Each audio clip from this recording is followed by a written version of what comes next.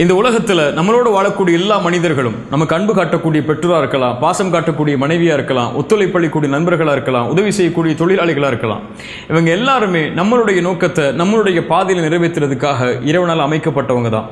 இந்த உலகத்தில் ஒரு மனிதன் இன்னொரு மனிதனை சார்ந்து தான் வாழ முடியும். அதனாலேயே தன்னுடைய அங்கீகாரத்தை, தன்னுடைய மதிப்பை சக மனிதன் எப்படி முடிவு செய்கிறானோ அப்படியே தன்னை முடிவு செஞ்சு கொள்கிறான். ஒருத்தன் தனக்கு கண்ணியம் இருக்குன்னு சொன்னால் கண்ணியம் இருக்குன்னு நம்புறான், தனக்கு தகுதி இருக்குன்னு சொன்னால் தகுதி இருக்குன்னு நம்புறான். நீ எதுக்குமே உதவ மாட்டேன்னு ஒருத்தன் சொல்லிட்டான்னு சொன்னால் அதை அப்படியே ஏற்றுக்கிட்டு வாழ ஆரம்பிச்சிடறான். நம்மளுடைய ஒட்டுமொத்த பிரச்சனையும் படைச்சவன்ட்டு கிடைக்க வேண்டியது எல்லாமே படைப்புகள்கிட்ட கிடைக்கும்னு சொல்லி எதிர்பார்த்துக்கிட்டே இருக்கிறோம்.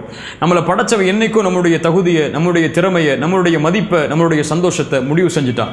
ஆனால் படைப்புகள்கிட்ட கிடைக்கும்னு சொல்லி பின்னாடியே போய்கிட்டே இருக்கிறோம். படைப்புகள் இன்னைக்கு நம்மளை உயர்த்தும், நம்மளை தாழ்த்தும், இன்னைக்கு புகழும், நாளைக்கு இகழும், இன்னைக்கு நேரம் கொடுக்கும், நாளைக்கு நேரம் கொடுக்காது, இன்னைக்கு அன்பு காட்டும், நாளைக்கு அன்பு இல்லைன்னு சொல்லி திரும்பி போயிடும். இது படைப்புகளுடைய இயல்பு.